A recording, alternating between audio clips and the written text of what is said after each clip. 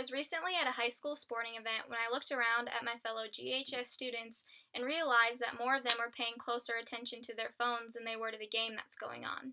This made me think about how social media has changed the way teens communicate and whether it's good or bad.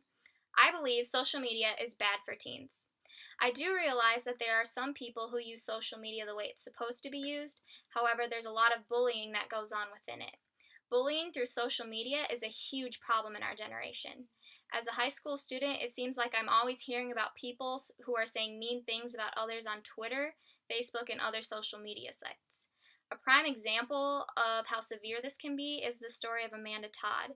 She was a high school student who was bullied so much and was forced to change schools multiple times that it eventually led to her suicide.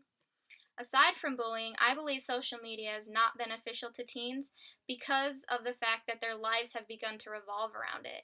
It has come to the point where teens think that favorites on tweets and likes on photos have determine what is cool and what's uncool.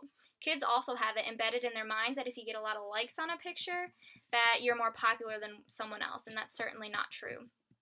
Also, I think others can relate to me when I say that the first thing I do when I wake up in the morning is check my Instagram and Twitter feeds.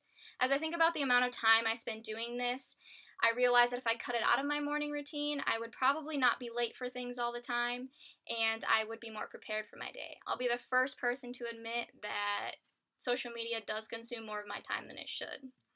In addition to bullying and the fact that social media has begun to control the lives of teens, it has also begun to affect their face-to-face communication skills.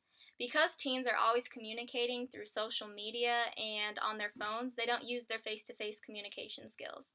To me, like anything in life, if you don't use it, it begins to deteriorate, and I see this as being true with communication skills. When kids do not have to confront others face to face, I think that they suddenly become invincible as well, and they have no filter on what they say to other people.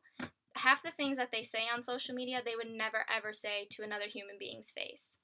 Social media is used for bullying, teens give it the ability to take over their lives, and kids start to lack communication skills because social media does not require them to use it. For these reasons, I believe social media is bad for teens.